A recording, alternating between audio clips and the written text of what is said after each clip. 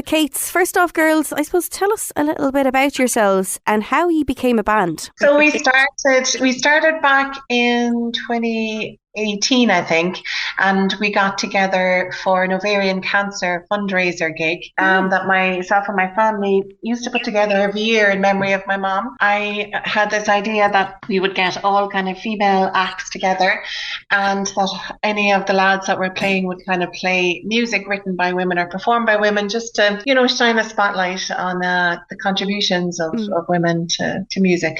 So we put together the Kates for the night. We were called the Kates because my mom was Catherine, and we kind of thought it would just be for one night only, really, but like we had such great crack, and the feedback was just so good from people, and it grew legs a little bit because it kind of made us realize how really important it is, you know, that we're so visible as 5 women playing our own music, you know, and it's important for maybe younger girls to see that as well. So we just went with it, and yeah, it's been brilliant. That is an incredible story. Like, you didn't all meet in, I suppose, college or anything.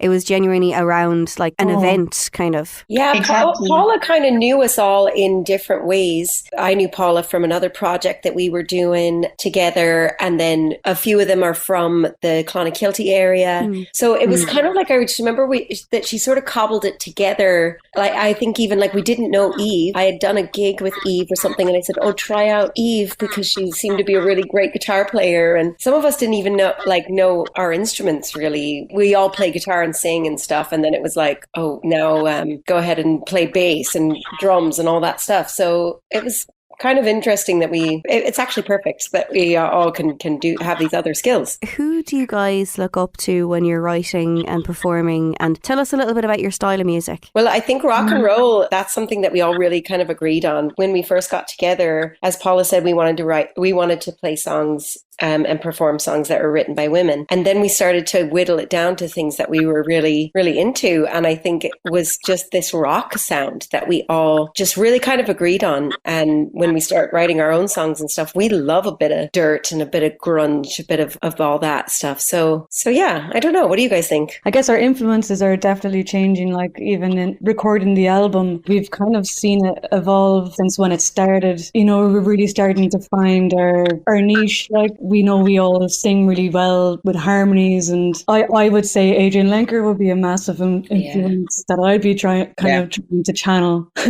Or Julia Jacqueline, I think we're trying to channel her. Or there's so many influences that we're all really into, and I think that's what makes it kind of special. Like, I even love Janis Joplin, and I feel like bring a bit of her in it sometimes too. So. And your track "You Don't See It" is the reason we are chatting. I suppose tell us a little bit about it, and is there a personal story behind it for any of you? No particular personal story around it. We all kind of bring songs to each other. We always go, I'm open to changing a couple of lyrics or changing a melody or whatever. I remember you telling me how the song was going to go in Madrid. Yeah, we were on holidays in Madrid, and I started singing the song to Eve walking along the street. Yeah, I wrote it without instruments, just kind of, I travel in the car a lot for work, so I wrote it in the car. And I basically said, I was a little bit frustrated. I mean, the first lyric is, time keeps ticking, I feel it in my head, I feel it in my bones. The song is about like being expected to be a certain way, look a certain way as a woman in everyday life and in the music industry as well. There's a lot of high expectations for us. I suppose the song is basically saying like, I'm gonna do my own thing and you don't see it. I think the lyrics kind of speak for themselves in a way, and just the instrumentation and everything about the song, I think it brings about the message. You'll hear it. And I suppose talking about writing songs, you guys have announced that your debut album is going to be coming out this year. Tell us a little bit about the album, and what is it like writing with 5 of you in the band? I mean, we were covering songs by women for about a year, so like we're all individual songwriters. We were bringing a song each, we'll say, to the band and workshopping it together, and now we're kind of opening up more to like starting one from the ground up together, which is like really, really, like the last couple of days we've just been finishing off the album. So the last couple of days, I mean, 5 people don't always have the same thing to say, you know, so it's really interesting to say something with all of our own influences, but to be true to it as well. And I think when we started writing together and versus now, we've gotten actually into a nice groove with each other. I think it really all comes down to trust and respect and being talented and inspired by each other. And that,